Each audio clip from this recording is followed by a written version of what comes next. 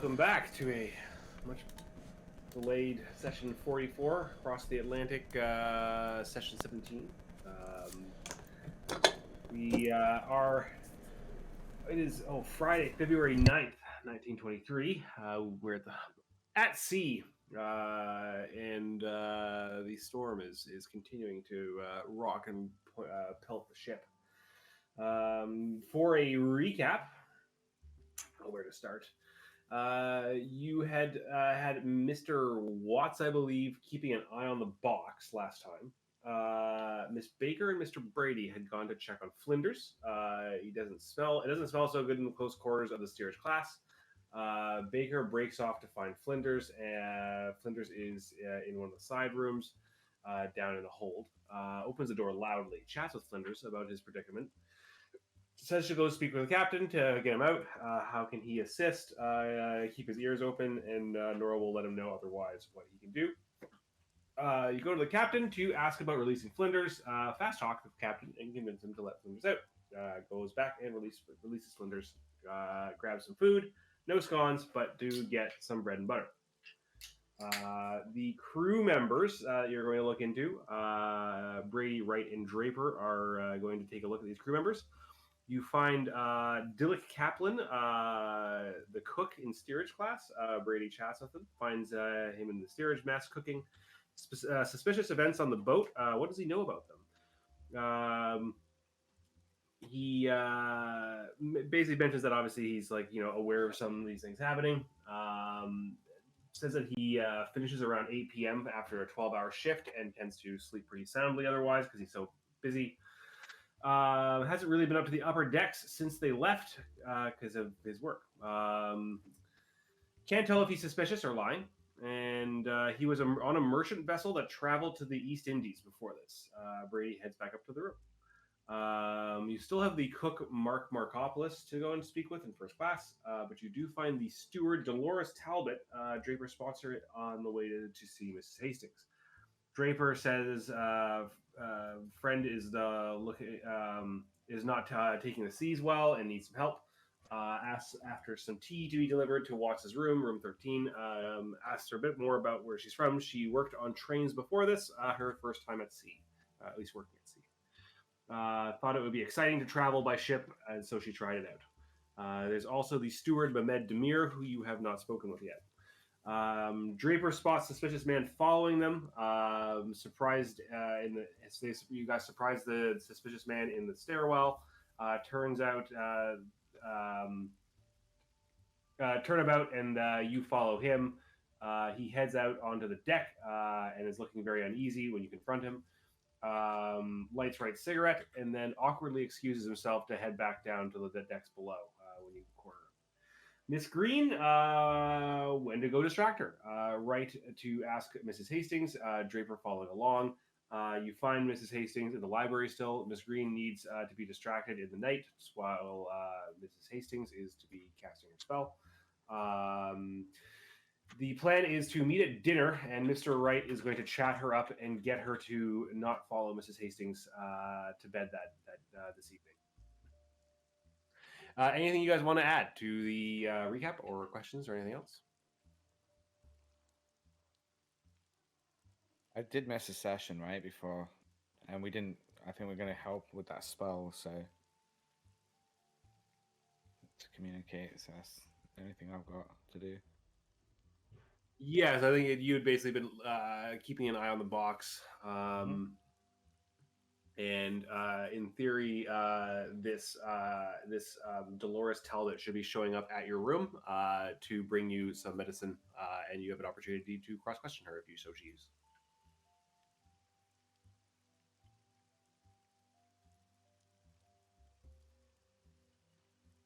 Well, I believe I don't know if you guys had all got back together at the end of the last session, or some of you were back together.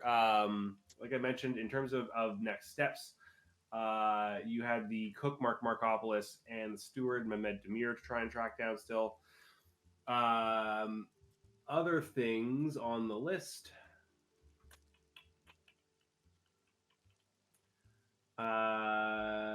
Obviously, still yet to go to dinner, which is presumably fairly soon. You have a bit more time before dinner, but not a heck of a lot. And what else was there? I think those were the main things. So you had wrapped up a lot of the other stuff that you had sort of pending for the day. There's potentially putting Flinders to work. Yeah, I think we ended last time with Baker and Flinders on the way back, and everyone else having like regrouped.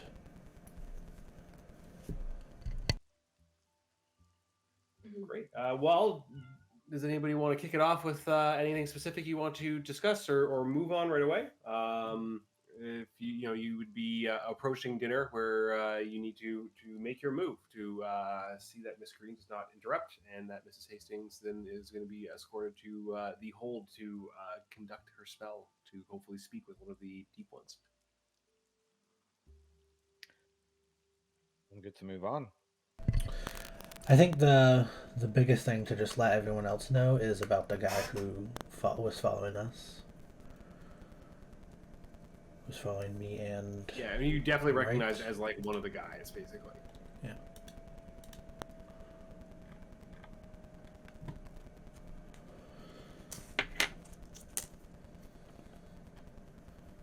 It's basically just let everyone know that we are being watched.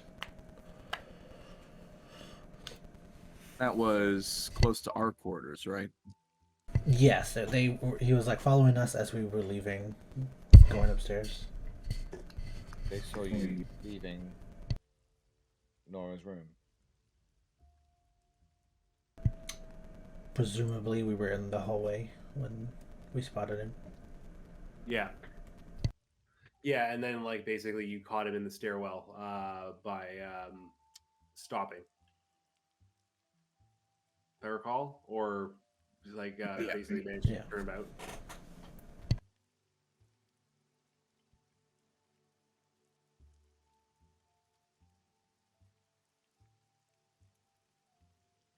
So I would say just I guess a little bit before you've all we could roll back. I forgot about the having sent the stewardess to bring you some medicine for your supposedly upset tummy. There is a knock at the door, Mr. Watts, and you hear the voice of a woman say, like, "I brought something to settle your stomach." Thank you. Just leave it outside the door. You hear a bit of a clatter as something is placed down on the ground, and steps for seating. So it sounds like she left. Yeah. I'll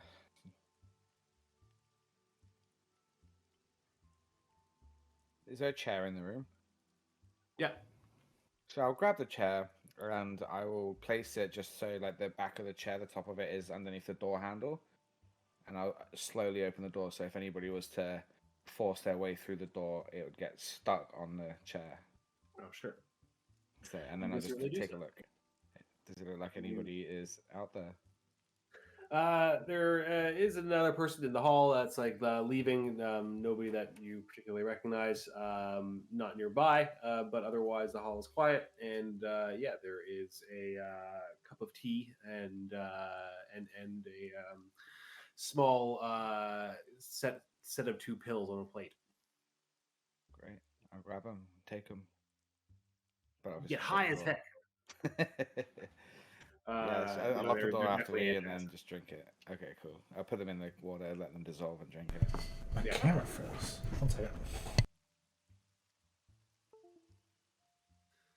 So not long after, you guys are regrouping and discussing your plans for the evening. As Jeff said, obviously mentioning that you guys had seen one of these people who is following you, and not long after that, we will have Flinders, escorted by Miss Baker, show up as well.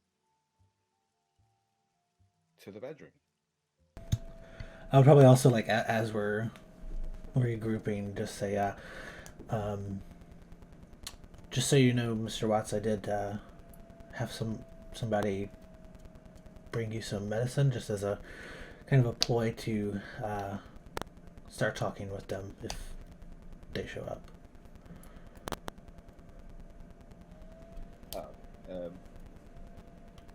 I was a little bit too. I didn't get that. I apologize. I just thought you're doing something nice for me, I guess, and I took the anti-acid and it made me feel better. But I sent them away. I didn't want to open the access to the room on my own. Oh no, I had already spoken with her. I didn't realize she was that quick, but I'm glad it helped. Yes, thank you. I mean, I don't like this stormy weather as it is, let alone being out on the ocean.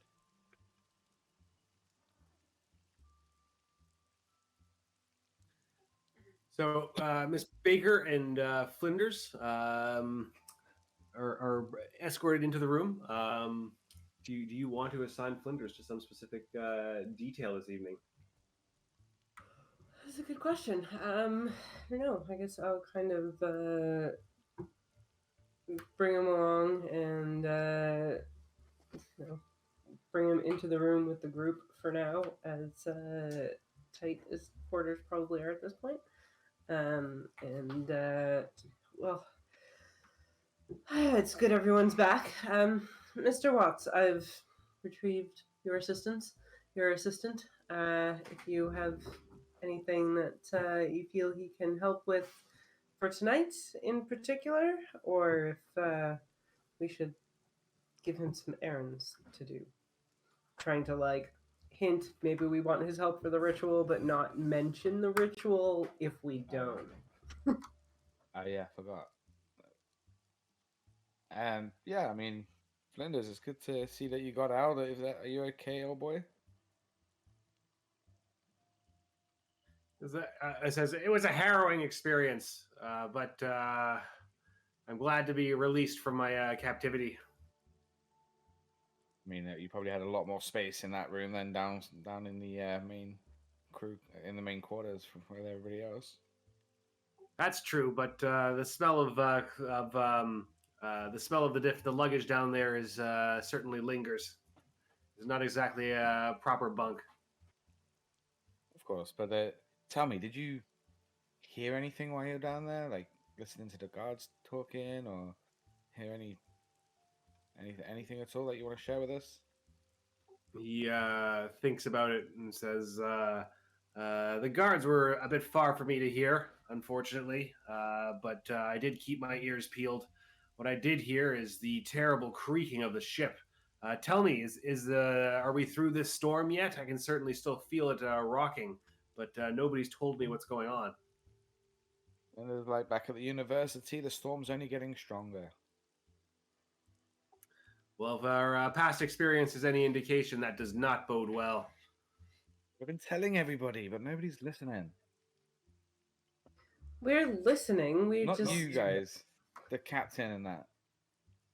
Yeah, well, when you sound like you've lost your marbles, they tend not to listen very carefully to your doomsday talk. Audible groan. Oh, anyway, Flinders, yes. Might require your assistance tonight, so if you could kindly stay by my side, that would be appreciated. You got it, Mr. Watts. Anything you need. Or tell me, are we going to be getting involved in any kind of mysterious occult happenings? Indeed, wink. He says, excellent. Should I fetch my things? Yes, in fact, that would be a great idea. Go shower as well. You smell like the luggage. I'll have to see if the communal showers are available. They might have them closed considering the danger of the storm. Do we have a description of the guy that was following you guys? Perhaps keep an eye out for him, Flinders. Like, if he's following you, just keep a watch. There are suspicious people on board, so be careful. You've already been clonked on the head from behind before, so have your wits about you. Meet us here at X time. I believe he was already watching those people. Like, that's how he got caught, was he was following them already. So yeah. I was telling him to watch out for them watching him. Yeah. Okay. Not specifically trace them down and track them.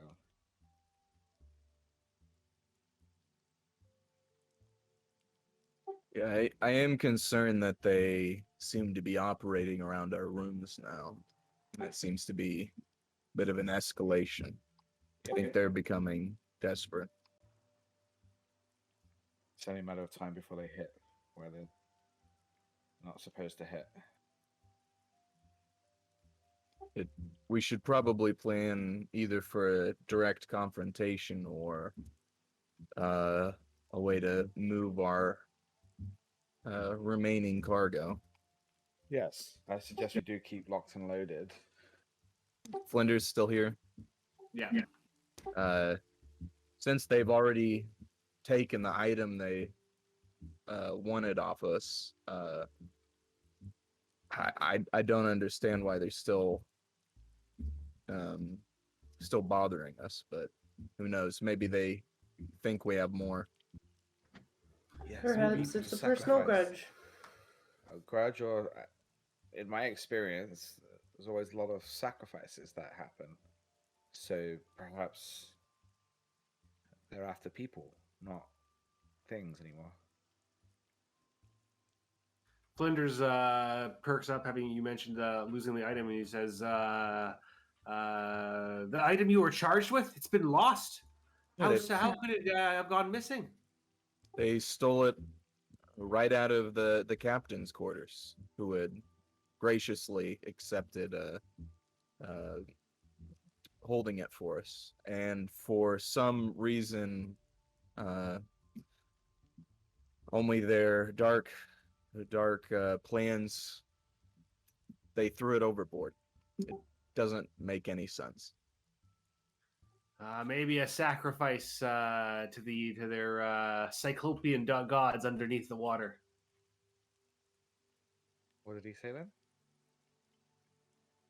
What did Sorry. Flinders say then? Sorry. He said maybe a sacrifice to their cyclopean gods beneath the waves. Do I know any reference to that? No, it sounds like it's something that's Flindersism. Flinders is not a cyclopean god that they worship. It's more of a hydra. Doesn't that mean one-eyed? No, it means many heads. Am I right? He nods, is like, I see. A hydra. Well, then maybe it was a sacrifice to their hydra beneath the waves, with its one eye. I mean, 2 eyes. How many eyes does it have? Just Right. go get showered. You stink. Wright leans in and says, these Hydra are, of course, in league with the fish people. And as you know, the fish people are basically the mole people of the sea. Of course. The mole people strike again. They seem to dog my every step. But there are people who want to be like them, and they have mild transformations. So keep an eye out.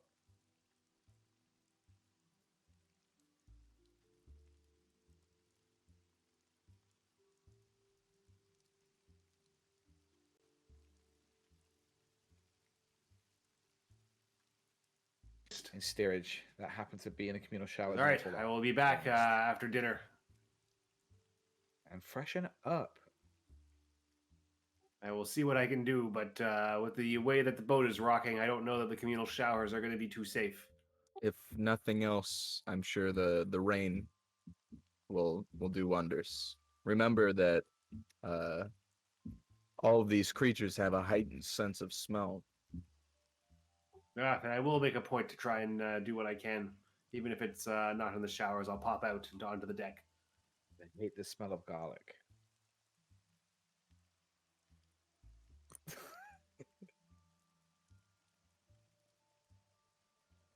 So Flinders pops out the door, and did we lose Jeff? Yeah, his video. I'm here. My camera's just being dumb.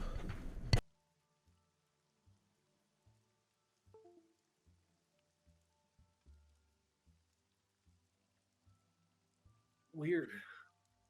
Yeah, it was just like perpetually connecting. Right. Anyway, so Flinders heads out the door, leaving you on your own. As he's on the way down where as it's a few minutes pass, you have a moment to discuss. You do hear from a few doors down a loud crash coming from a one of the other rooms. Just as you predicted there, William. Is it like one of the other rooms that we have, or like down the hall? No, a different room. Somebody else's room that is one of your neighbors. Nora immediately has her gun in her hand. It's just like edging towards the door. So I'm sort of like edge it open to see if she can see anything out in the hallway. I'd also get gun ready. 3. You open. You look out into the hall down the hallway. From you're currently in the Watts Brady room, I think. Or no, were you staying in Baker's room because Baker still had the Baker's room. Then it's right next to you that the crash came from. The room with the tall man in it. The door suddenly opens, and the man wearing only his underwear jumps out into the hall and lets out a scream and yells, "They won't take me! They won't!" And starts bolting down the hall away from you. Is his door open? His door has been left open. I'm gonna chase the guy. Alrighty. I'll go. Nora kind of calls after him. I don't know if this is our main problem right now. I will need to know. cautiously look into his room, and see if I see anything. All right. Well, let's see. Resolve whether Watts can chase him down in a few movements. Watts. Jesus, how do we do chases again? We're not. We're gonna do like a mini chase. I'm pretty fast as well, just so you know. So my movement's quite high. I'm following behind, but I'm so slow. It's just whatever that resolves as. My movement rate is 9, and I used to play rugby in university. Oh, okay. Well, then I would say that we don't need to roll for that. Like you'll be able to chase him down. Let's just give me a D100, and we'll see whether he's particularly agile at getting ahead of you.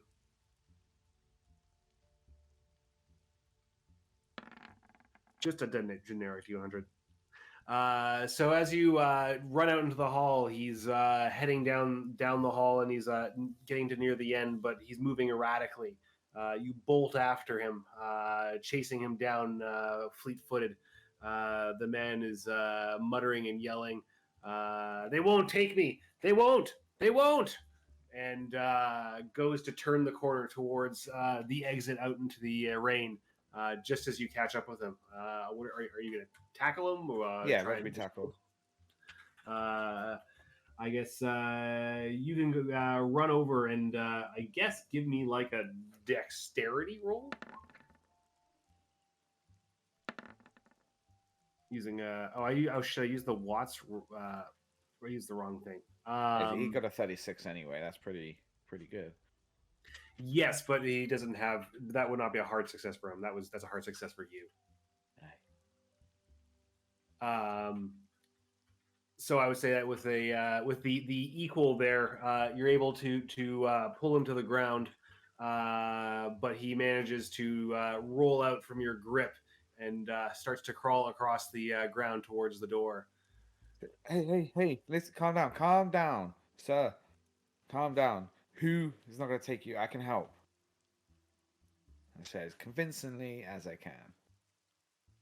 As he turns towards you, his eyes are darting back and forth erratically, and he says, "Are you one of them? You can't take me. I'll get off this ship no matter what." One of who? And be honest with me. It's not. I will believe what you say. He says, like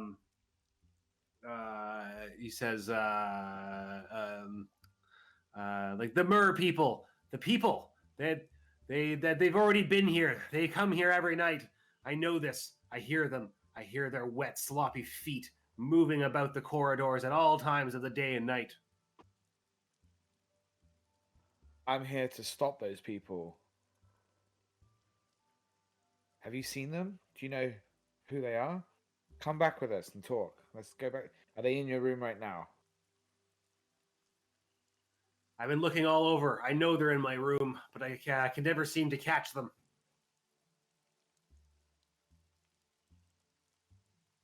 Come on, come back. Let me get you a cup of tea or something. Calm you down.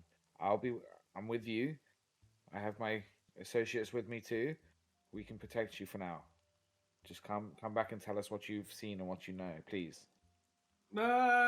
Give me a what would be the skill for this?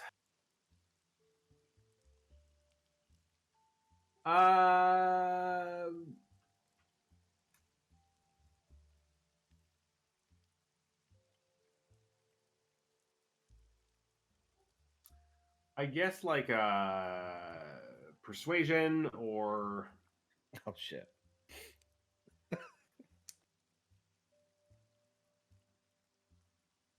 Yeah, because it's not really a fast talk, is it? no, you're not really fast Yeah. talking. You're not trying to like All right. convince him of something. Right, persuade it is. Oh, Wow, that was close. Can I push that? No, Uh, in fact, is it worth it? I don't know. Is it worth I mean, pushing? obviously pushing it. I mean, your chance of succeeding is still very very low. Or You should I got use close. luck on that? No, I'm going to keep my luck. Yeah, you for can use something luck. like- I'm going to keep my luck for something that I really need. Yeah, you never know. He says, "No, I bet you're one of them. Let me out! Let me out! I have to get out into the fresh air and off the ship." But that's where they are. They are in the water as well. And you want to get off the ship into the water? Absolutely, I'll take one of the boats. I'll be better off on my own.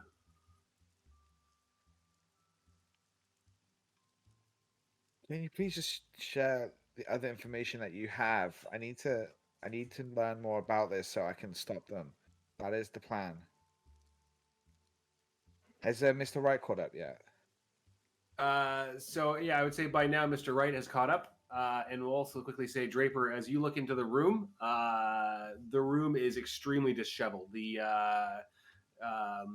bed has been ripped apart. The chair is has like knife slashes in it. His clothing is strewn around. The crash that you heard was him ripping one of the cabinet off the wall that then fell to the ground. That made the loud noise. And it's surprising that his commotion was not heard before, but you don't know when all of this was done. But there is no fishman in there, as he said. Is there any like water on the floor? There is not. I mean, there's maybe like something related to like some food or something that he's had, but like not like any significant amount of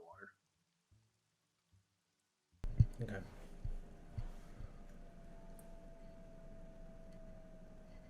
Is the window open? The window is open and it is blowing in a little bit, but due to the overhang, it's not like there's been like a lot of actual rain coming in. Okay. Slime around the porthole. I think that, but they're not that big. I don't think a No, they're tiny. fish person could get through that. I guess I won't do like super thorough search at the moment. I will just follow to catch up to the guy. Mr. Wright, you arrive where Mr. Watts is questioning this man who is moving erratically and starting to edge towards the door as he's unconvinced by by Mr. Watts asking him to come back to the room. Right, he knows about the. He's seen the fish people. He knows about them. We need the more information to stop them. He's gonna jump. And I'm like calling after him as well. I try to close the distance, but not super close, not to where it seems like we're swarming them.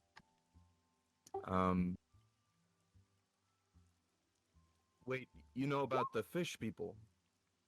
Nobody else believes us. We've been trying to warn everyone. Everyone will know about the fish people soon. Everyone. What else do you know about the fish people?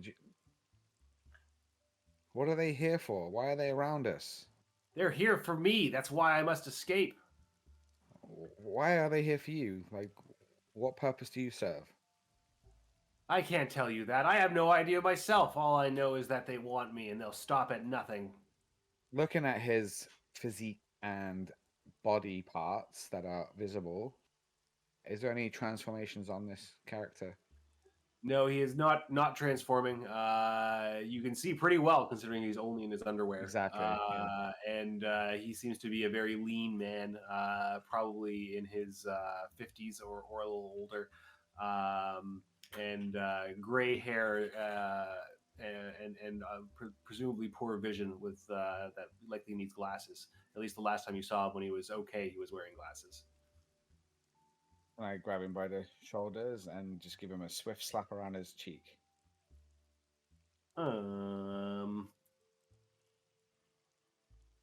He is going to try to not have that happen. Yeah, I'm gonna say snap out of it. Slap.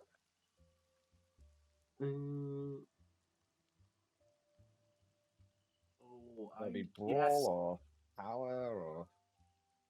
No, certainly not power. That's for like casting spells. Oh, okay. My brawl isn't that great anyway, so. He is going to attempt to dodge. What do I need to roll? Strength or? I think it's brawl. Yeah, I'm looking for brawl. I can't see it. It should be under combat. skills. Skills. It's under fighting. or something. Yeah, it's under fighting. Firearms. Fighting. Sorry, my bad. Sorry, he's gonna get away. Nice. Nice. Nice. You go to hit him, and he also goes to dodge, and your combined failure sends the two of you sprawling as he grabs onto you. And while you don't actually manage to hit him, you're left in a tussle on the ground. He tries to scramble out from your grasp. I'm gonna try and hold him, pin him. I think that would count as another brawl roll. I guess I'd try to go outside and see if I can see any nearby crewmen. Alrighty. What is the definition of brawl? Would it not be strength if I'm trying to like hand him? fighting? I'm not trying to fight him. I'm trying to hold him. I think brawl still is the thing that you would.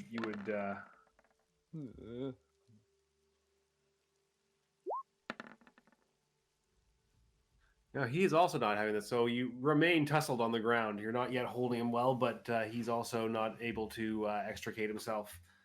Looking outside, What? Is he so oily? Mr. Wright, stepping around the two of them as they roll back and forth clumsily. You look out onto the deck, and there is a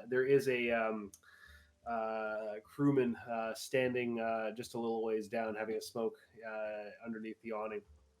Is the smoke coming out of his neck? It is not. I'll yell at him. Crewman, we need your help. Someone's got seasickness. Not seasickness, cabin fever. Sea cabin fever. He jump off. He hears the urgency in your voice and hustles over towards you, and looks in on the ground and says, "Oh no, not another one! Hold the man down." I'm trying, but he's a slippery old man. He's like, the man's just like, "No, you're one of them. No, let me go." And yeah, I guess are the two of you gonna try and hold him down? The crewman's also coming over to try and help. Yeah. How far away did they get? Like, can Nora still hear all this commotion? Yes, it's not not terribly far to the end of the hall. Yeah. 50-year-old So man, she I'm was, pretty if she was fast. still like staying in the hallway, she'd still be able to see what was going on. Yeah. Okay, then she is watching, kind of dumbfounded, and as the crewman sort of comes into the picture, sort of tucks the gun away, but keeps an eye out. Flinders is just hanging around. No, he left. No, Flinders went away. Flinders went off. Okay, yeah. All right. Cool. Then yeah, I'll just keep an eye out from here.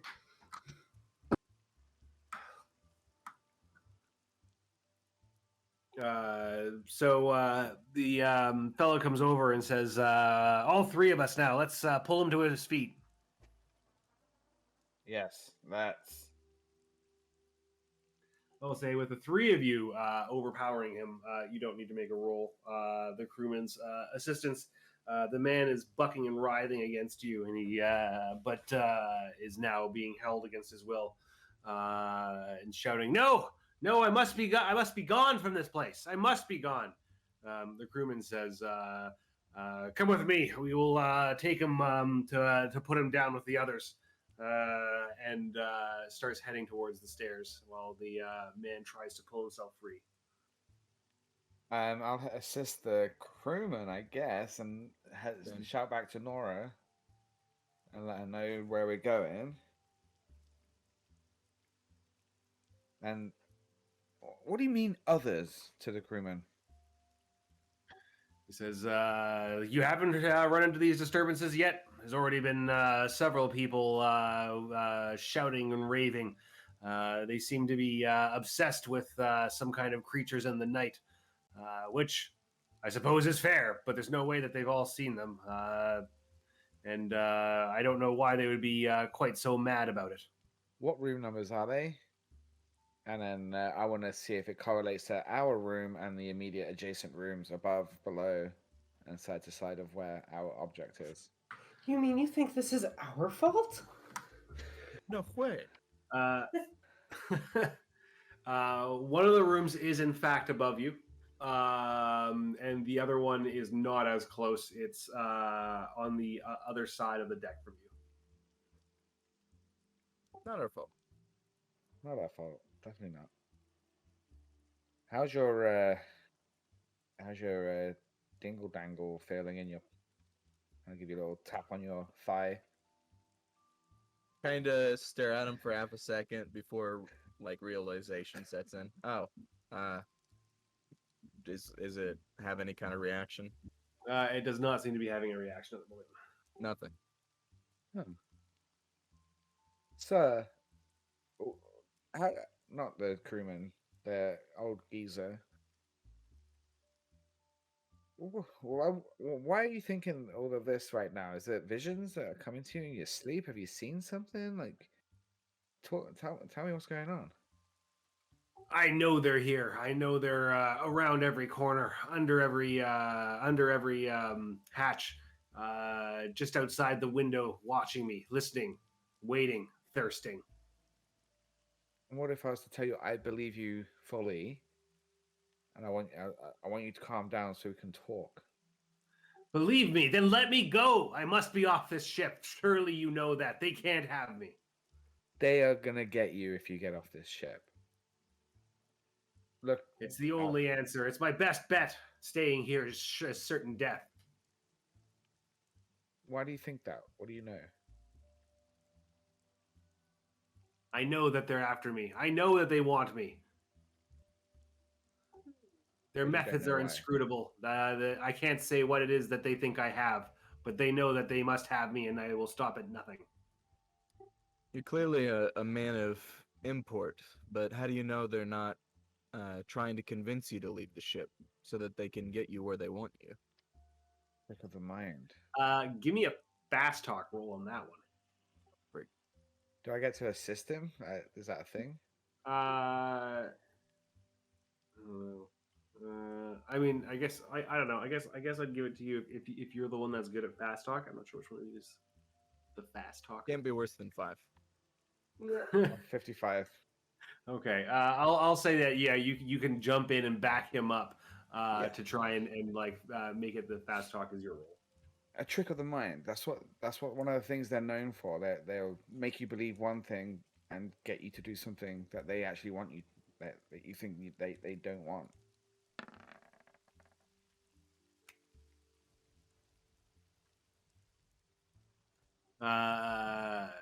The man looks around back and forth, and says that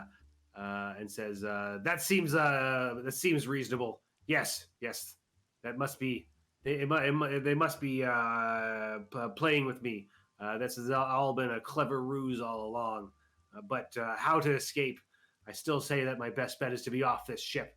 And the crewman pipes up and says, "Well,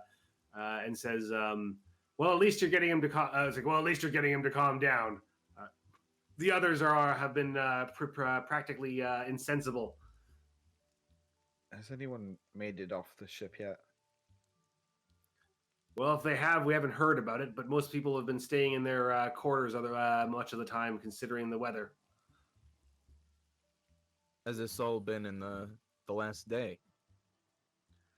Yes, and just since sometime last night, it seems that the various people are starting to be beset by this affliction, believing that something is happening to them, something is coming. Share a glance with Watts. Yeah. Well, they're not wrong. I mutter under my breath. So as this is happening, you're descending down into the lower deck, and the crewman takes you to a room at the back of steerage class, which is a sort of secondary cabin. You can see that a couple of crew have been posted outside, and you hear various noises coming intermittently from within the room. Yelling and so on. Any strange words? Not over common language. You can't really make it out at this point in time, but you will be able to hear presumably once you get there. Anyone following us? Good question. How about spot hidden? I've rolled really well, so here's I'm gonna guess an 87. Let's go. Ooh, 67.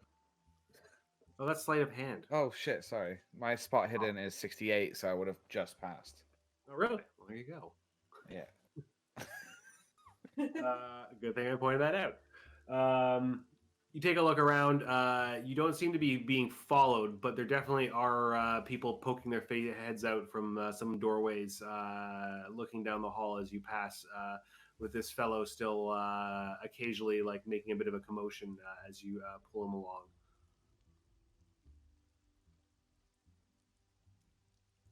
Also, there's some uneasy stairs towards the door at the end.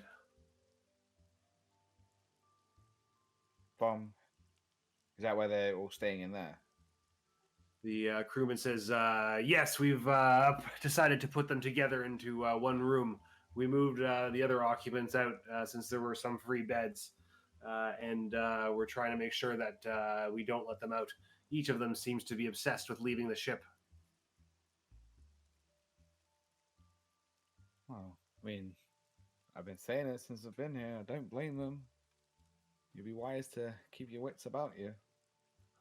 Indeed, but leaving the ship, that's a death sentence for sure. With the storm out there, I'd hate to be at sea in one of those life rafts, let alone jumping off to fend for yourself. It's And for if it their wasn't- own good. You keeping Yeah. them here.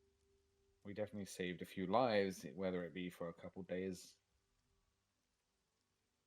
At least they're not dying tonight. Well, I don't want to speak too soon, but Opening the door, you see there are a few people inside. One of them huddled in the corner in the fetal position, rocking back and forth. Another is lying in the bed, seemingly asleep. A third is pacing back and forth. This one is the one making occasional loud noises and yells. What you hear at that point when the door is opened is a man saying, a short, squat man with dark hair, who says in a thick accent that he must be off, let me out. And then when the door is open fully, he turns and starts running towards the door full tilt. But the two guards seem ready for him. They step in the way and grab him by each arm, hauling him back into the room. The one saying, "Be quick about it! Get the other one in here!" push the other one in there. You're able to push him in. The man looks suddenly unsure and says, "This was a trick! No!" And goes to try and break free from your grasp.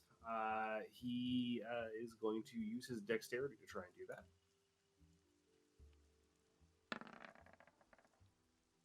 Well, and that would be a failure.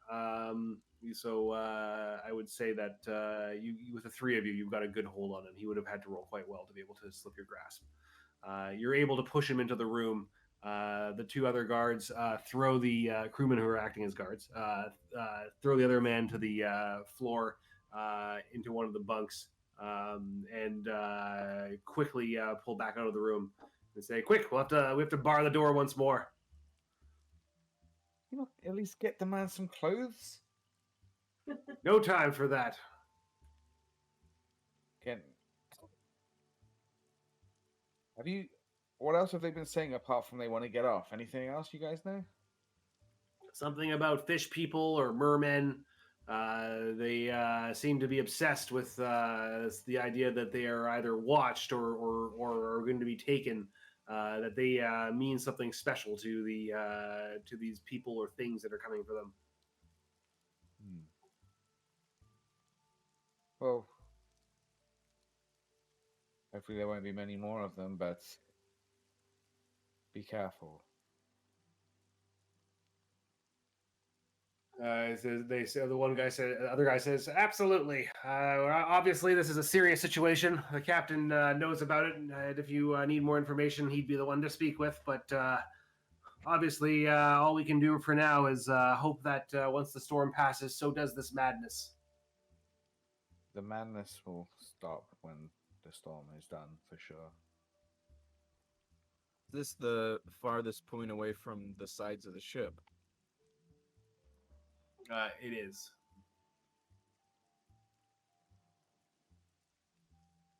It's a central room, so there's no window out. Farthest walk from going upstairs and jumping off the side of the ship, I mean. Yeah. So there is. Oh, what does it look like?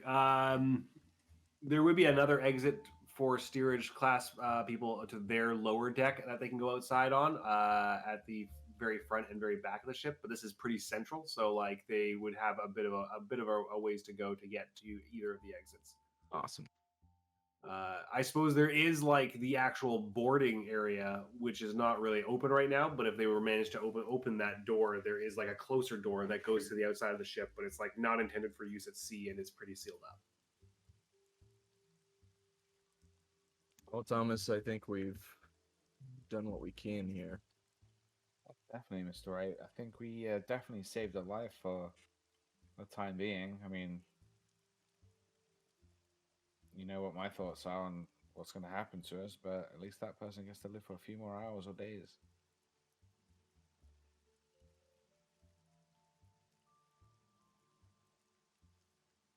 Do you think it's the box that's causing this madness? No. Couldn't possibly be. Remember, one of the people were on the entirely other side of the ship. I mean, perhaps indirectly as far as the interest that's been placed on this ship, but as far as the box that's already in the sea, I doubt so. That's true. We did get rid of it a while ago. Well, not let's get rid of it. We did lose it a while ago. If it was that, it should have ended yesterday, but it seems to have started this morning. Maybe they do want people for sacrifice conversion, perhaps. Oh, I don't know if there's anything in the book about unwilling conversion. That is an interesting angle. I wonder if one of the crew, rather than providing a disguise for an outside party, perhaps they were converted unwillingly. Maybe they all had caviar for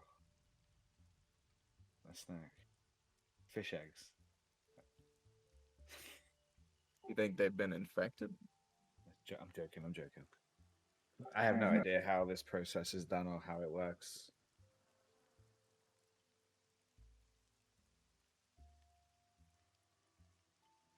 We best get back to the room in case that was set off as a distraction. See your point.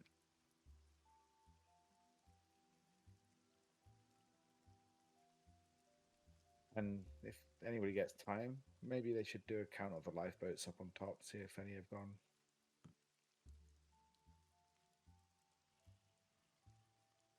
Are you going to mention that to the crewman right now? The third crewman Yeah. has not yet left.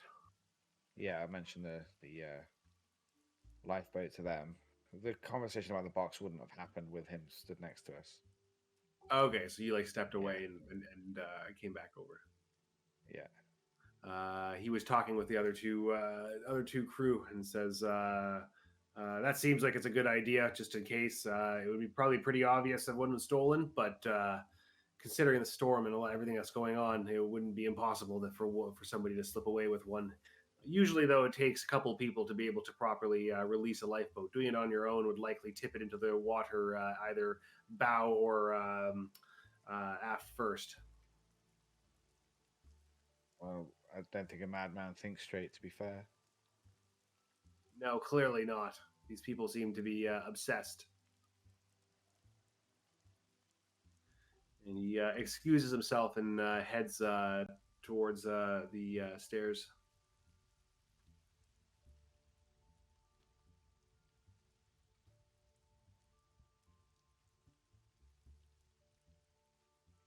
You notice the smell of food wafting down the hallway, despite the tilt and shift of the ship. They are preparing dinner for the steerage class right now.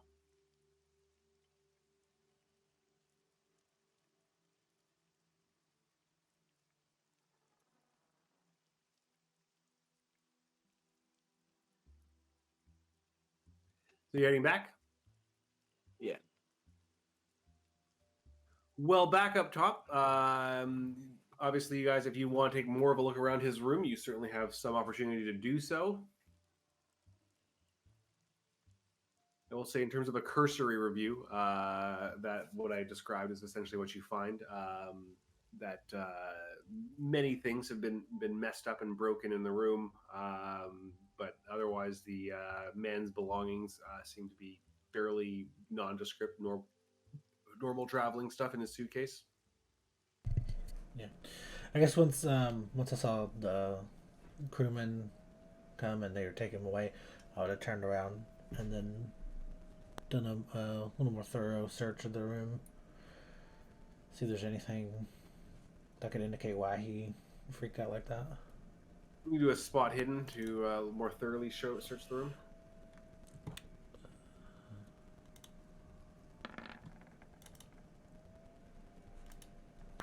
While he is searching, Nora will just close the door to her room and sort of like stand in between the doors to the one he's searching and her room. Sort of keep an eye out.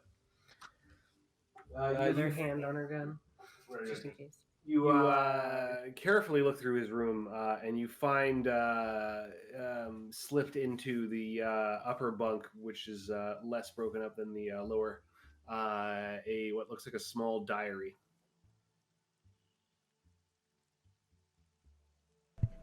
I will just kind of flip through the pages. Try to get to the most recent entry, I guess. So flipping through the pages, you find the most recent entry. It is a crude scrawl done in a heavy hand, hit quite hastily. The fountain pen splattering droplets of ink across the page, and as it was manhandled. It is a series of ramblings about how the fish people are soon to be here, about how he has to escape, about how they're closing in, and he knows they're somewhere in the room, and he's going to find them yet. Any like symbols or anything?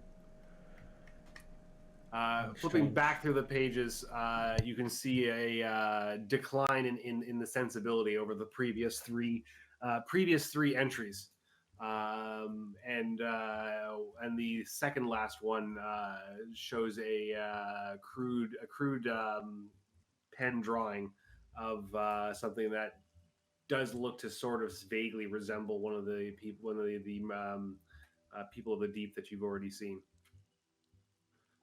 This one does not look like it's a partially transformed like human. This looks like a more like fully kind of amphibian or waterborne creature with long gangly arms and a crested head with a fin on it. I'll quickly skim over the last like couple of entries to see if there's anything of note, like you mentioned seeing one of these things or anything like that. Otherwise, I would just kind of take it back.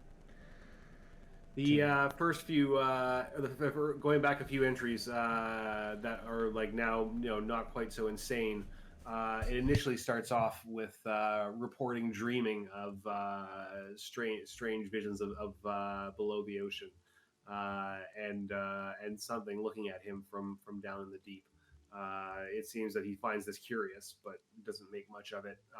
But that the next day he takes it more seriously, and then like for the next couple of days after that, then suddenly the intensity and insanity of the writings significantly increases, as well as the drawing being included. Does the dream sound similar to the dream that the captain had? No, not. I mean, a little bit. Yeah, a little bit. Not exactly. But you could certainly draw some comparisons there. Okay. I'll bring the diary back out to, I guess it's just Nora here, and I'll say, I think I found his diary. He seems to have slowly gone into this madness, but look here, and I'll flip to the drawing and show her the drawing. Well, that's rather interesting. I wonder what exactly has triggered all of these people to suddenly react in such a way. It's perhaps the storm, but I wonder if this is somehow beneficial to our adversaries. Doesn't seem like it would be, but I'm not really sure what they're trying to accomplish either. I mean, chaos aboard the ship means they can move around easier, I guess. Perhaps, but it does seem that everyone would be on heightened guard. No. It's hard to guess what they're trying to do. I was surprised enough to hear they threw the box overboard. It seems counterintuitive, to say the least. Hopefully our compatriots return shortly and we can find out what else they've learned, but perhaps we should consider leaving 2 guards this evening. I'll put his diary back where I found it.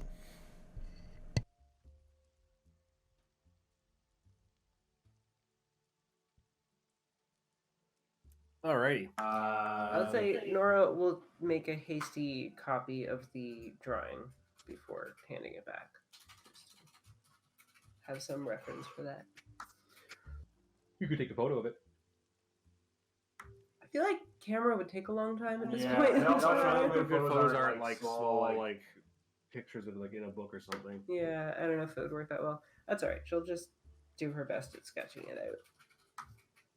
All right, so you sketch it out quickly. I mean, it's a pretty rough sketch as is, and then Draper puts the diary back into the room, presumably closes the room back up.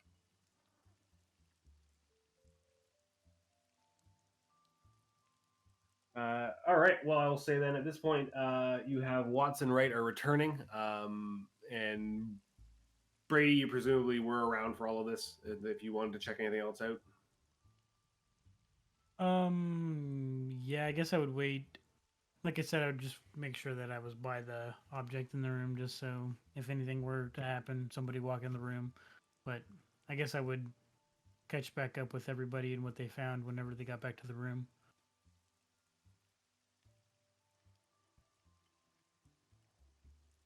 Well, Mr. Watson, Mr. Wright can certainly relate their experiences as far as there being other people on the boat who this has happened to, and how they're being held down in the hold in the rooms below. Well, he's not the only one. Apparently, we have a bit of an epidemic. Most strange. I don't suppose you saw that lady down there who was the first one to see a fish person. She seemed to be largely unaffected by it, and now we have people hallucinating it and thinking that they are being persecuted or chased. It's quite strange. Seems to have been over the last day. It's only males, isn't it? How old was the entry of the dream?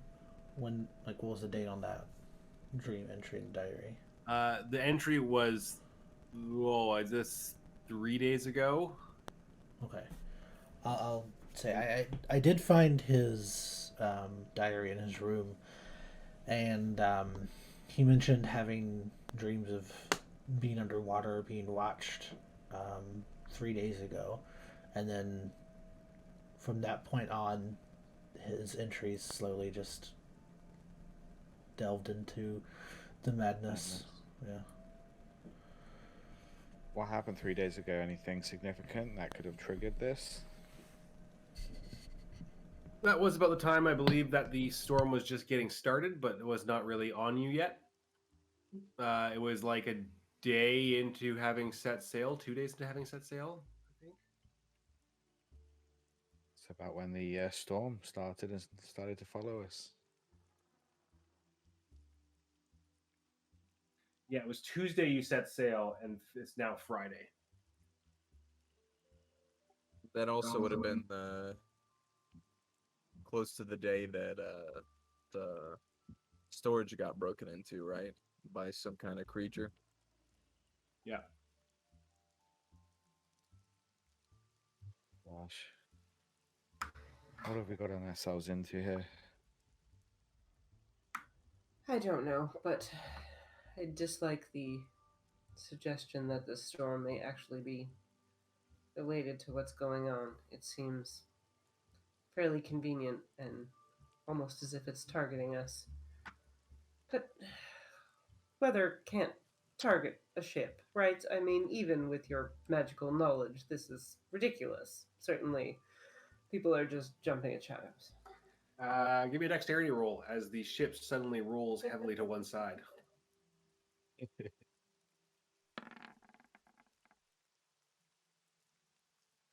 You're ready for it. Nora's just like, it's not happening. Let's say that everybody. Wow. No. Mr. Brady, Mr. Draper, and Mr. Wright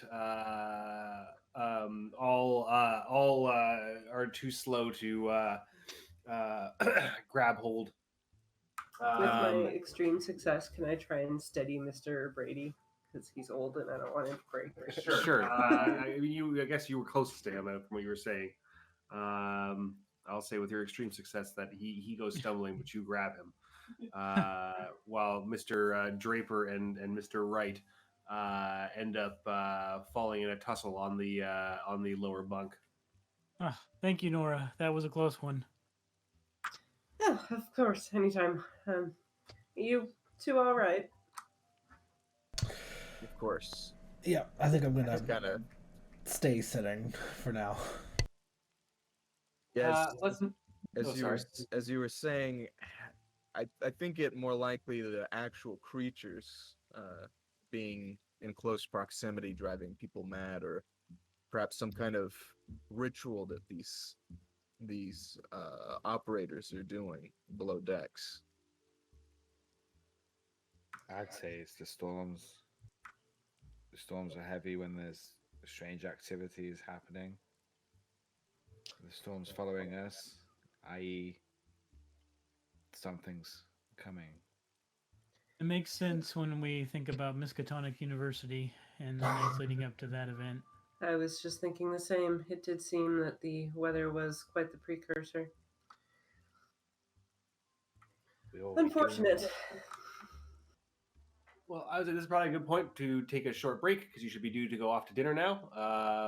So let's take a little 5 minutes so I can go and put the laundry over, and then we'll head off to dinner.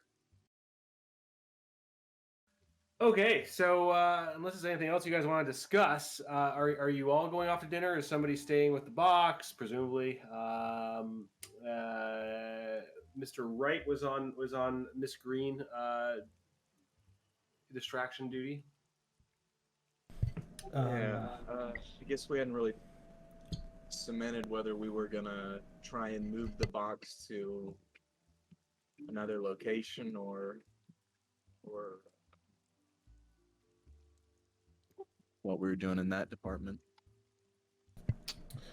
We could move the box into the now empty neighbor's room with the assumption that he probably won't be back for a bit.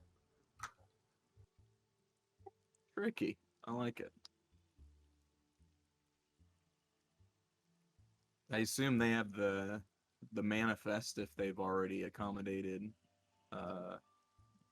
if they've already gotten like crew uniforms and stuff. Plus, they already are hanging around where we're at, so. We should probably check the hallways before we move anything. Yes, we don't want anyone to take note. Yes, I will take a look outside, see if there's anyone around.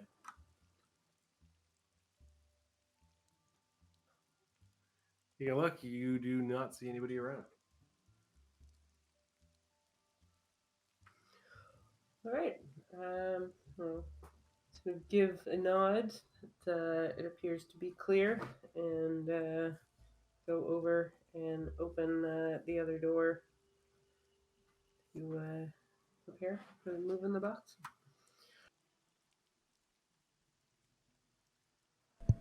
I guess I'll grab it. Do so fairly easily. I suppose you'll have to use Mr. Draper's locksmithing abilities to lock the door, unless you can. I suppose you did a very good search of his room. You'd probably have found the key. Put it underneath the fallen cupboard. All right, yeah, we'll get it moved in there, and I guess try and like kind of hide it amongst the disheveledness of the room. Like, I don't know, toss some clothes over it so it looks like it was there the whole time if anyone else comes to look. Those drawers in the room, can we like kick out the bottom of some of the drawers so it can actually hollow out the drawer set so it's in the drawers? We could have done that. I mean, it's a little bit larger than the drawer. Like with in the room with the thing falling off, like you could still put like the chest of drawers on top of it, and it would pretty clearly obscure the box. Cool. Yeah. The box's square shape is just like a little larger than like the depth of the drawers. I could stay behind and watch it if need be. I think I'm the least needed for the events to come. If you don't mind staying behind, it would be best to have someone nearby at least. Perhaps you can rig up some sort of warning system if someone tries to get into any of these rooms. You'll be made aware. Do be careful, of course. Do you have lots of ammo? I think we use similar weapons. I have a little bit. I'll leave you the key to my room just in case you need somewhere else to get a vantage point, but there is plenty of ammo as well if you should need it.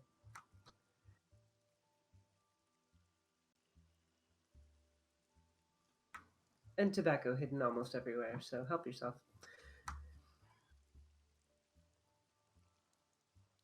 Endless tobacco.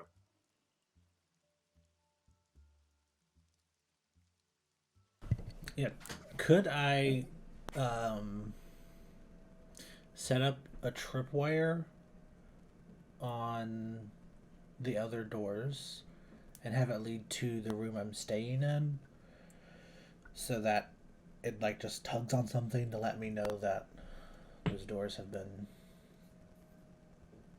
moved? Like nothing too complicated.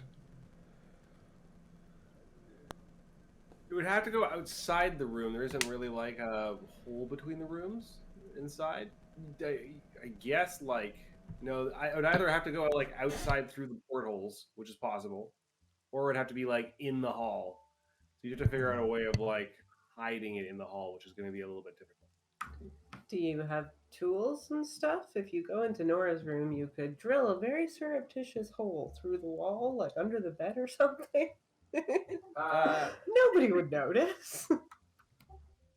Yeah, I don't know whether the walls would be metal. That seems expensive and heavy. I don't know. Yeah. I guess.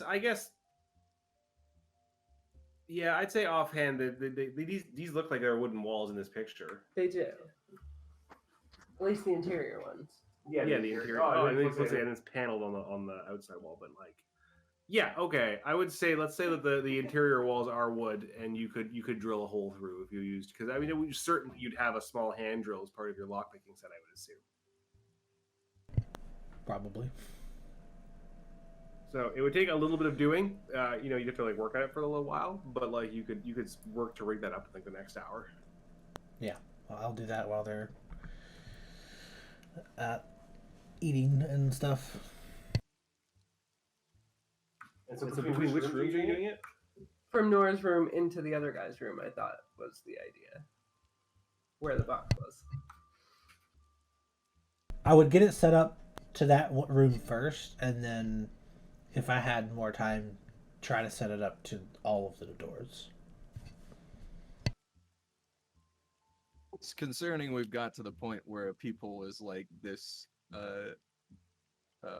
alleviating tool now. We may be in trouble. It's fine.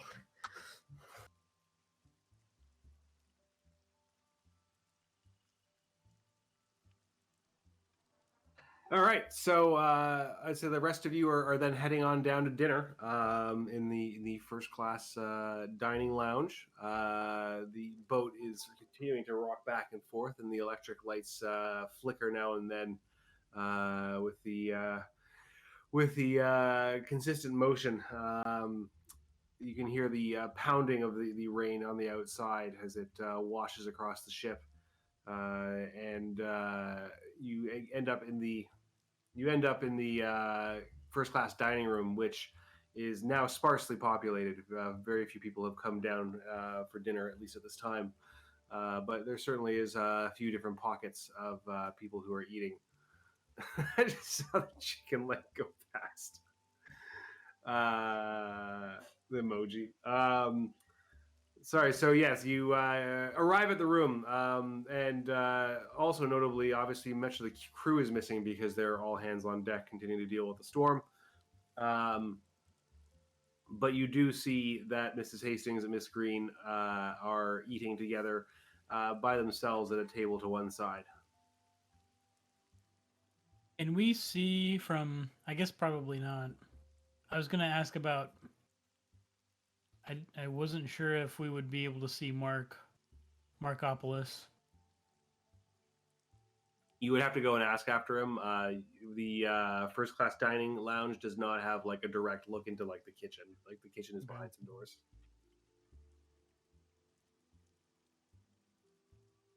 I'll just refrain from trying to find him for right now.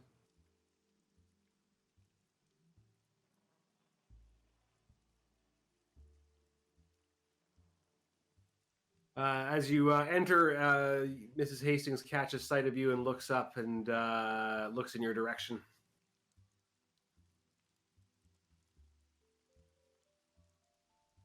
Were you all going to go and join, or just Mr. Wright to chat her up while the rest of you get dinner elsewhere?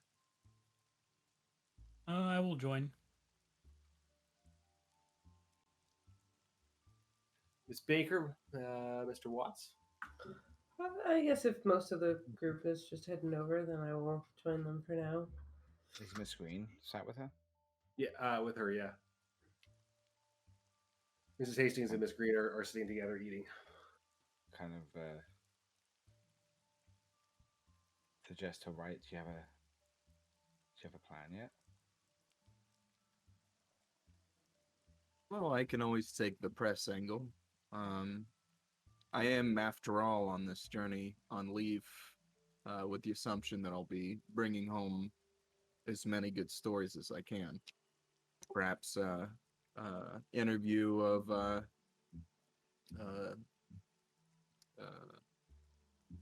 someone of her occupation. Yeah, I like it. Good luck. And I'll go join them. Mrs. Green, Mrs. Hastings and Miss Green look up again as you actually arrive at the table. Mrs. Hastings says, "Gentlemen, lady, please go ahead and sit down and join us. It seems that there's little company to be had at dinner tonight." Well, Thank you. Miss Hastings. Sorry. Oh, sorry, Nora. Thank you. It does seem rather lonely in here at the moment, but the two of you are faring well, I hope. Mrs. Hastings smiles and says, "Dinner is quite delightful this evening. It's a shame that so much of the passengers are missing out, though it seems that there's been a steady stream of stewards bringing trays to rooms, so certainly some people have not entirely lost their appetite." You look over and Miss Green is looking down at her food and kind of poking at it, but not eating it out with too much enthusiasm. Are you not feeling terribly well yourself, Miss Green? That is a shame. She says, "No, I'm fine. Just have other things on my mind. Looking forward to getting out of the storm." It certainly doesn't make it easier.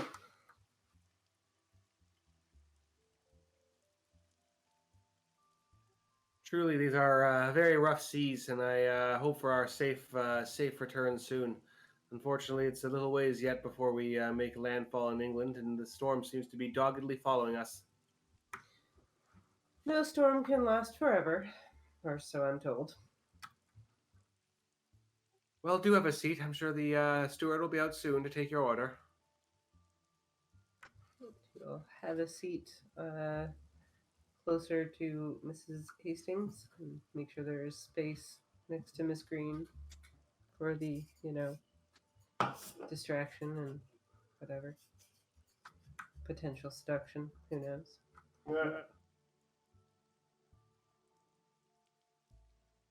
The meal is a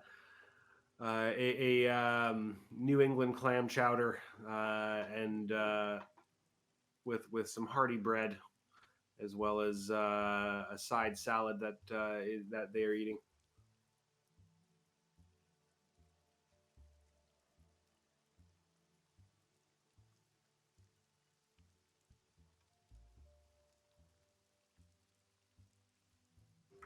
Well, Nora will dig in and try and eat as much as possible. Try and get. Oh, lost Jeff again. Try and store up her energy for what is sure to be a crazy evening. There we go. Reminds me of home. You have to send compliments to the chef.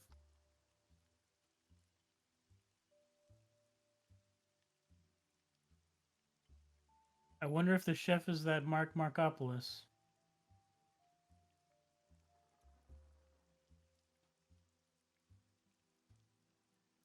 What time would it be right now?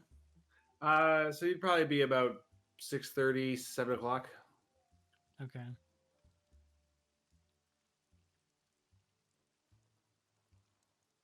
How's your paper coming along, Mr. 8?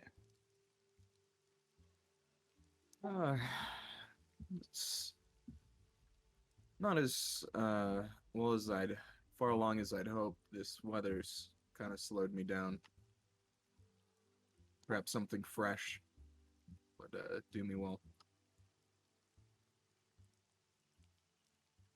What are you looking for exactly? Can I help? I've got a few stories that I'm working on, but I think if I took a break from more interviews, that could maybe refresh. I've already talked with some of the crew. And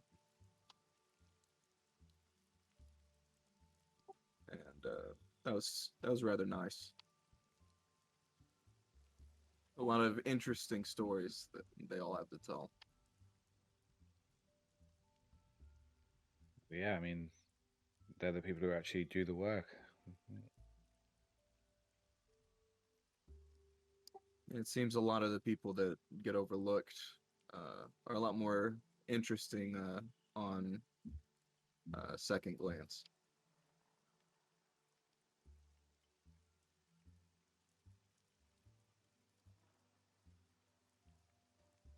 I mean, you know a lot of stories from me, but perhaps Mrs. Hastings could help you with a few stories. Or if you're looking for a different angle. Well, this particular story was more about people in service. With that, Miss Green perks up and looks in your direction. Seeing her look my way, kind of do a double take, and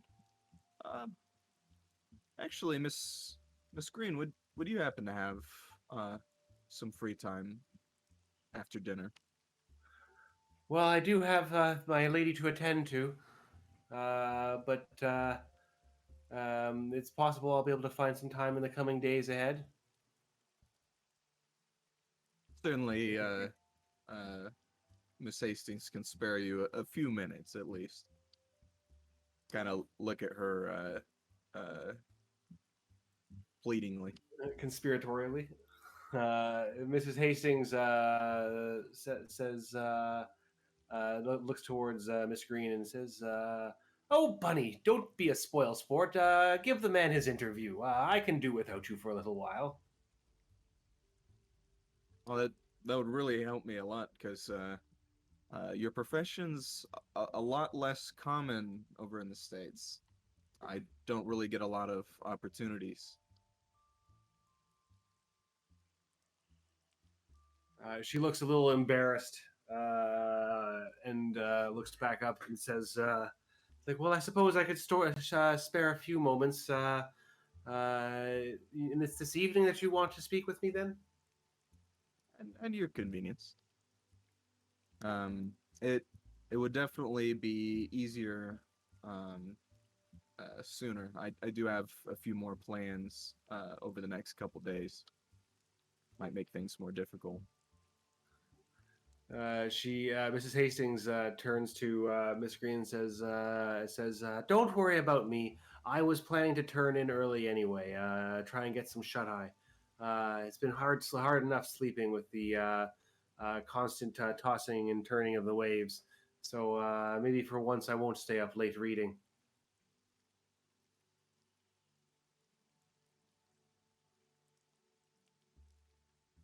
And Miss Green says, says, it's like, well, I suppose we could stay down here and use one of the tables if that's all right with you, Mr. Wright. Of course, this would be a suitable place. It would be improper for me to visit you in your rooms, of course. Of course. Like, well, I will have to see my lady to bed after the meal is done, but I shall return down here once we're complete, or once that's been done.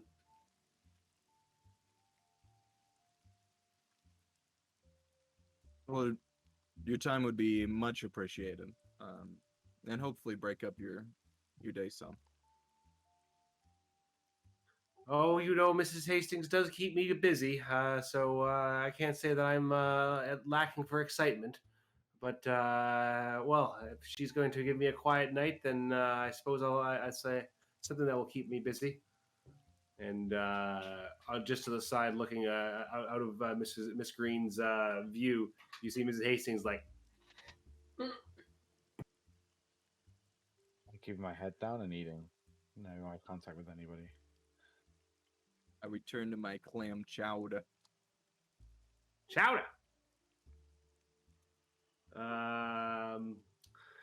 So the meal continues with like pleasant conversation. Unless there's anything you specifically want to bring up, it seems like Mrs. Hastings is avoiding, her favorite topics on purpose to avoid arousing suspicion from Miss Green that she's up to something that evening.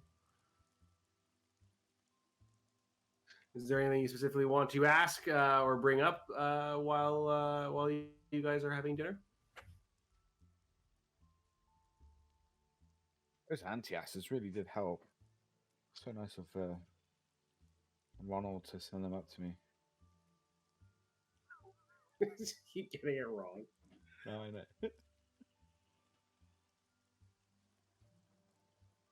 know. Mrs. Hastings says, "Why, Mr. Watts? Were you feeling unwell?" Yeah, I mean, the addition of the increasing storms and the rockiness. There was a massive jolt earlier that a few people hit their bottoms.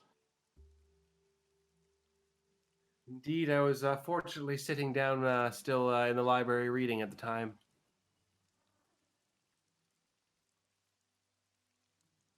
No, these anti-acids, they definitely gave me a second wind. I've been able to actually keep some food down.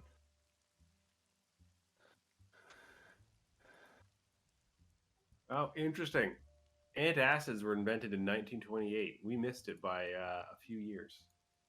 These new strange pills that dissolve in water made my tummy feel really good.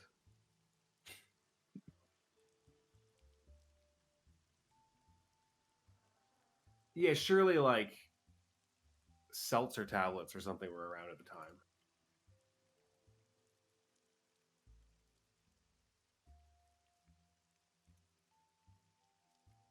No, Alka-Seltzer was invented in 1931. Anyway, we'll gloss over that. They had something that was for nausea that they gave you. So yeah, if there's no more that you want to discuss, obviously on purpose trying to pass this dinner without arousing Miss Green's suspicion, you will have done so successfully and with some ease convinced her to come along with what was a good way to try and get her interest, pique her interest without having to go through a gauntlet of like, can you actually seduce her or something like that, which I would have made you do some rolls for. That may not have gone well. but being interviewed is by an actual member of the press is something that that she finds actually quite appealing. Fun. I returned the press card to my cap for the interview. She's very impressed. Would you prefer your name be printed or kept incognito? Or I suppose even there's no harm if my name is printed, as long as you don't mention the family for which I work. of course, and even a moniker if you wish. Miss Green is quite acceptable. Okay.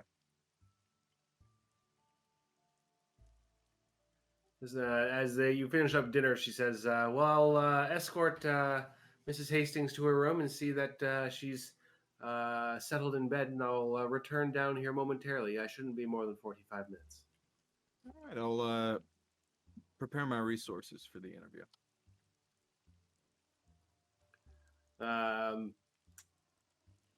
So she excuses herself from the table, as does Mrs. Hastings, and started heading upstairs.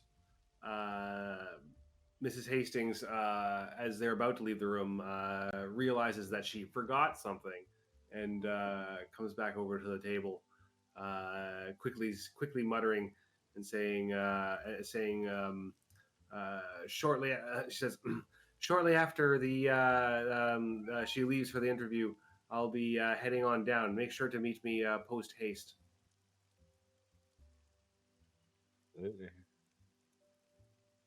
I saw that Mr. Cox did much of the setup already.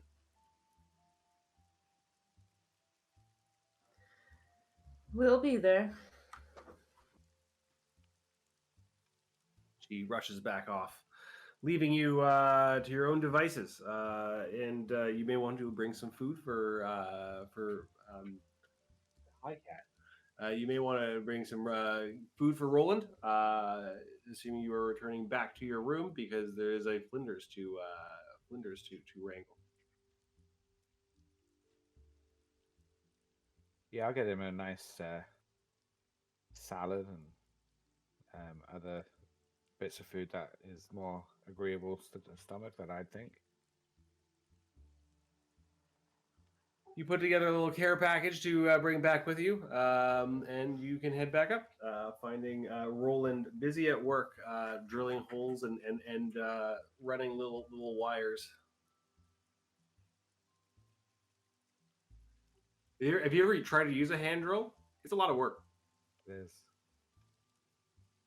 Yeah, I've used one where it's like a small chisel. You have to hit it in, twist, hit, twist, hit, twist. Oh man.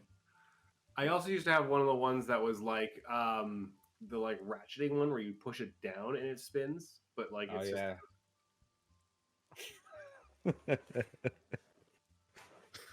so it's a family program. Our buddy has a giant, like, metal corkscrew thing for ice fishing that is super impressive. It's like 9 feet. Right. So returning back to the room, you find a Flinders ambling about in the hall. Does he look clean?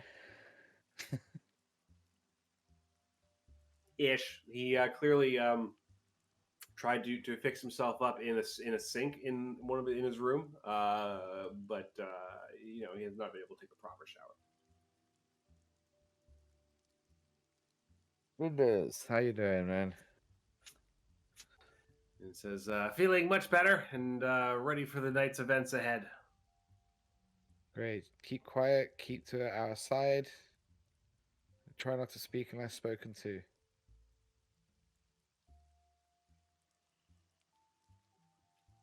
Well, what are we off to do? Can you give me more information yet? Best not until we get there. Did you see anything, hear anything while you're off getting cleaned up?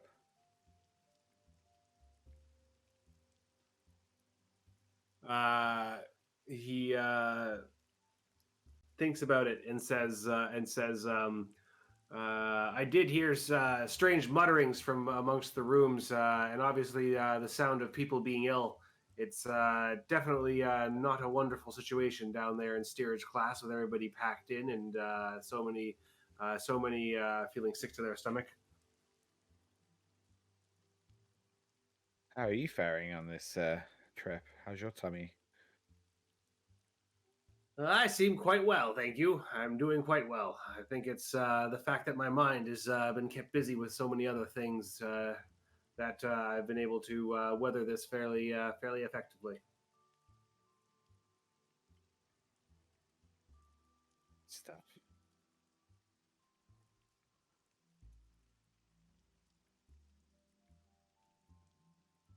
Well, they I'll, have food for you, Roland. And yeah, what do you guys are you just hanging out down there, Mr. Wright, waiting for her to return? Yeah, I'll get like a notepad and set up in the table.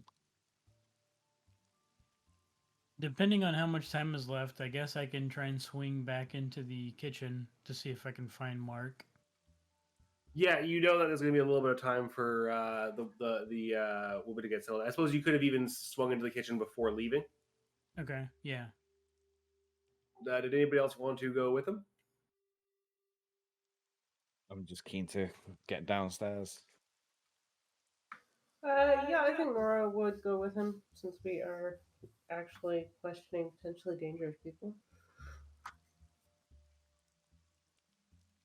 So I'll say that the two of you make your way to the kitchens after finishing your meal before going upstairs, or across, I guess, and poke your head in. It's a sound of clattering of dishes and people moving about. You see a young fellow by close to the door who who yells out and says, "Yes, can I help you? The kitchen is off limits to passengers." Yes, sir. I'm just trying to locate a Mark Markopoulos. Ah, Mark. Yes, he's back there. He's currently tending to the stew. You wouldn't be able to get him for me. I just need to speak with him for a short time.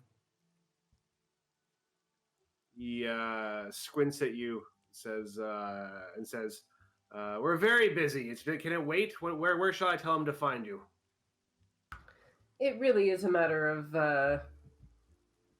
importance and quite time sensitive. We promise we'll only borrow him for a few moments. Give me, I guess, like a persuasion or like a fast talk. That's the one I was going for. Where is it? There we go. He says, "All right, ma'am, make it quick, and please wait outside. I can't have you getting hurt in here." And he yells out, "Mark! One of the passengers needs to speak with you. Be quick." A fellow comes shambling over with brown curly hair and deep-set eyes. He's a heavy-set fellow, tall, clearly weighing well over 200 pounds, and ushers you out of the room and wipes off his hands on his what do you call it, apron. It says, "Yes." Hi, Mark. Just, I guess there'd been I'm trying to think of what I said to the last person. Just doing a random check on a few different people, and your name came up, and we're just trying to kind of, I guess, kind of get your thoughts on the recent events, or if you had heard anything on the boat, or anything weird, or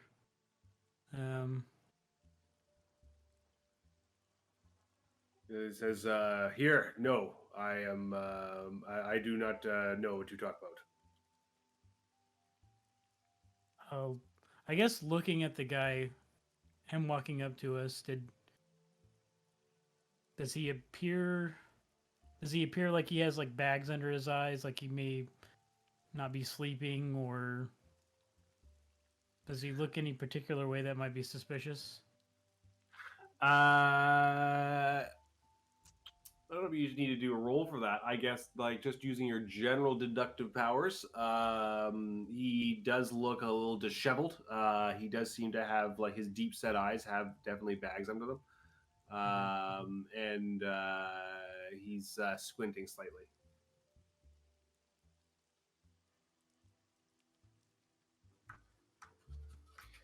Are you accustomed to this type of long ocean journey then?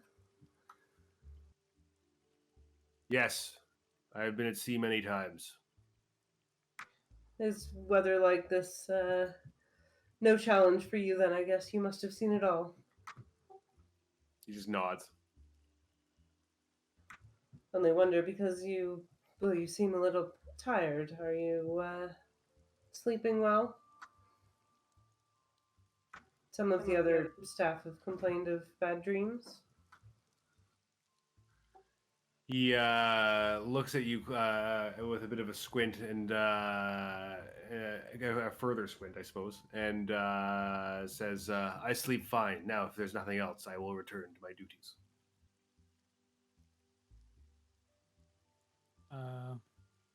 Did he say whether or not this is like his first voyage as a cook on a ship?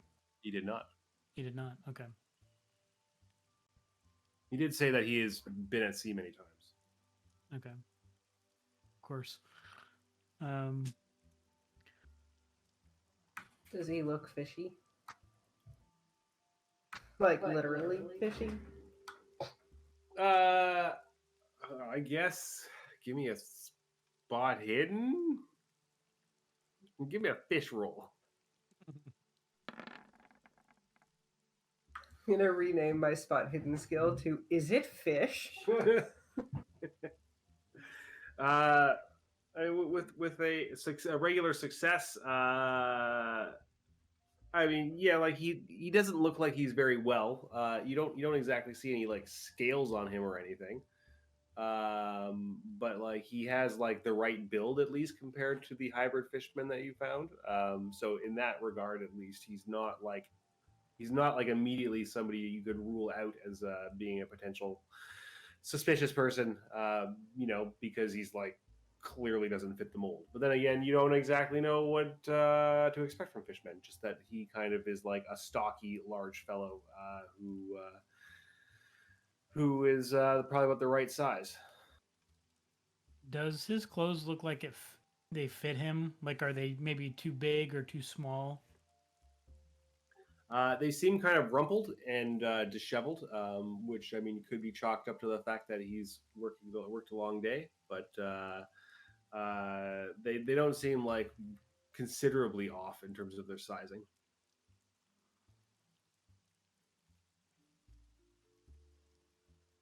Mark, another question. I talked to a cook down below, and he talked about having worked 12-hour days. Do you share those same hours? Do you work 12-hour days? What are your Yes. hours like? When do you start your day? Early. Not a set time? I am here for when the first cooking starts. I suppose probably about 6. And your day ends when dinner ends? Indeed, with some time off in the middle of the day to attend to personal business. Where are your quarters? Where do you normally stay? I stay with the crew.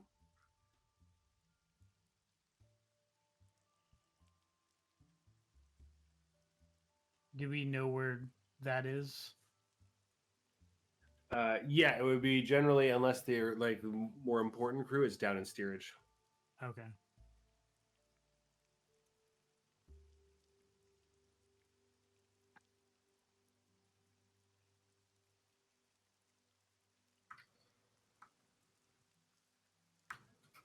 Well, I think we've probably taken up enough of your time. Thank you.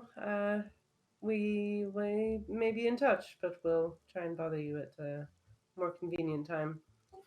He, as you're saying this, basically just turns around and strides back into the kitchen without any further acknowledgement. Well, he's not friendly, but that doesn't necessarily mean he breathes underwater. No, it definitely doesn't mean he's breathing under the water, but he definitely doesn't. I don't know. Maybe it's just me, but I do have some suspicions about him. He definitely shares some qualities I'm not used to on this ship. Usually, most people are genuine and trying to answer your questions. At least he didn't. He was very short. I guess that's my main concern. He was just very short and didn't really want to comply with our questioning. Indeed. I don't know, like, did it seem like he was trying to not answer questions, or he just, like, didn't have time, basically? Give me a psychology roll.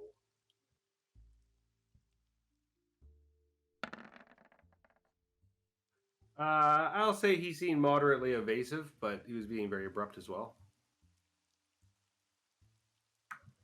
Perhaps if we can catch him at a time when he is not working, he'll be a little easier to read. Perhaps midday or after dinner. Okay. Yes, if we can catch him when he is leaving his shift and perhaps offer him tobacco, or even if Mr. Watts has not finished off all of the whiskey yet, we can bribe him with some of that. Yeah, and that would probably be the best way to get anything out of him. Get him to talk, maybe.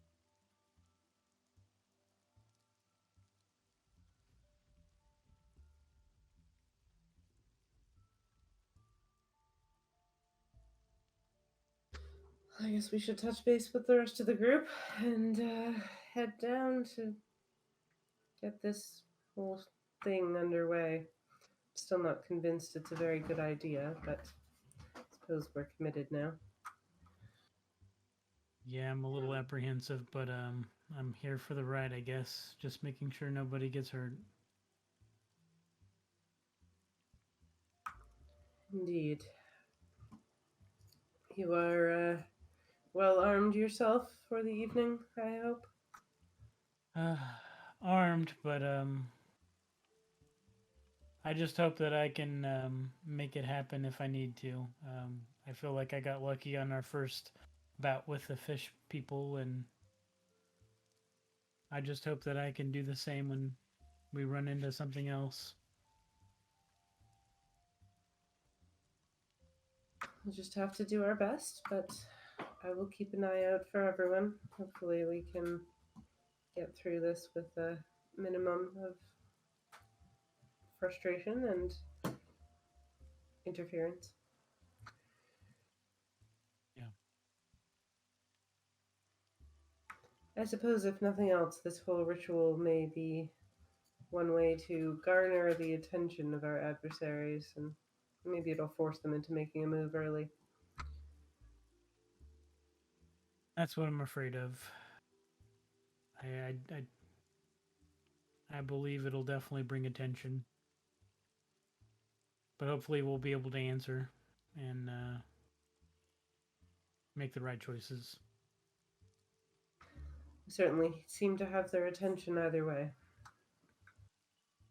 That's true.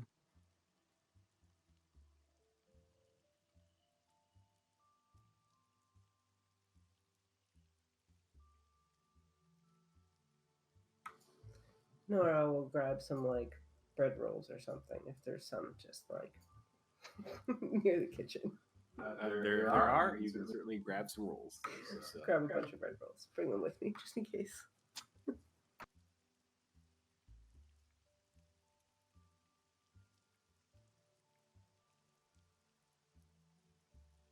And then I guess we'll head back up to meet up with the rest.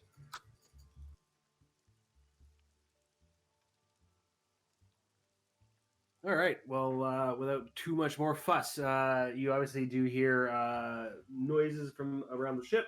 The ship itself groaning with the rocking back and forth, and also some occasional vaguely unsettling sounds from people's cabins. People do not seem particularly happy about the situation, and there's some rumblings of discontent.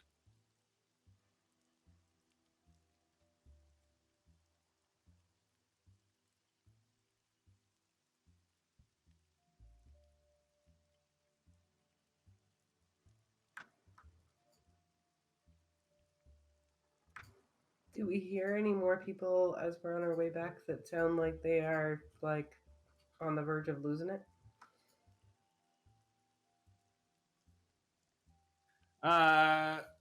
Give me a listen.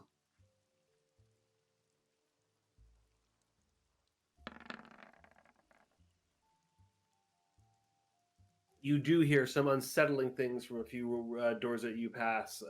People who are more than just feeling ill. Whether or not they are actually about to lose it, you'd have to go in and check. But it's not exactly very promising sounding in terms of how upset they are. Okay. I imagine there's like numbers marked on the doors, right? In this Yeah, type yeah. of I will take note of the rooms that sound particularly bad. So if we see like crew on our way, I can ask them to go check in on them. All right, yeah, you'll certainly run into a. Oops.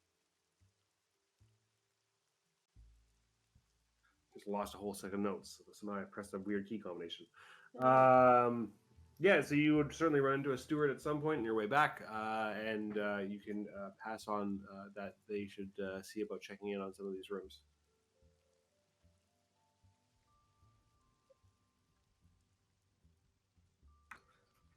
I will do that.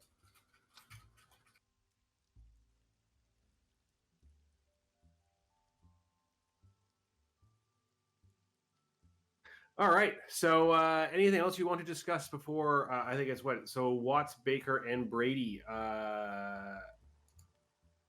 head off to help Miss Hastings, Mrs. Hastings, Flinders. and Flinders. That's right.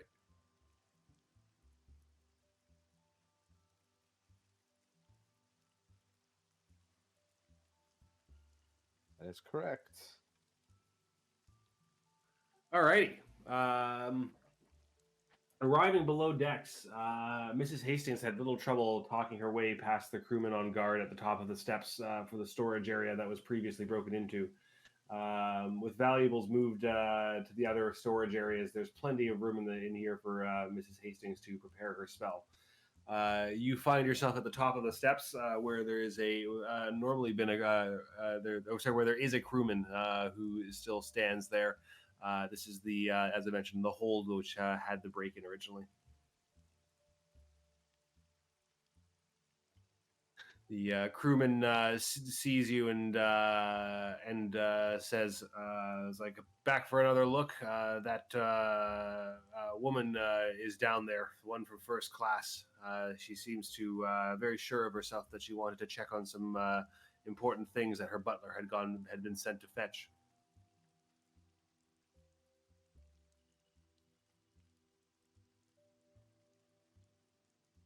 You guys can just walk past if you want. He's not going to stop you since he's aware of who you are. Nora sort of give a nod. Do make sure we're not disturbed. We have some things we need to take a good look at. And we also heard some funny noises coming from a bunch of the cabins. Don't be surprised if more passengers start getting a case of the bends. Seems that many are not feeling unwell in these tumultuous waters. Do be careful on the way down the steps. Thank you. And I will steady myself when I go down the steps. You guys head down the steps. You do not have to make a dexterity roll while it's going back and forth. You open the door and see that Mr. Cox has indeed been busy. Is he a fish person?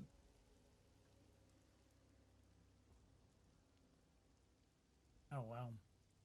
And you can see Mrs. Hastings standing at the other side of what is now a elaborate circle that has been drawn on the ground in a what seems like almost like a phosphorescent paint.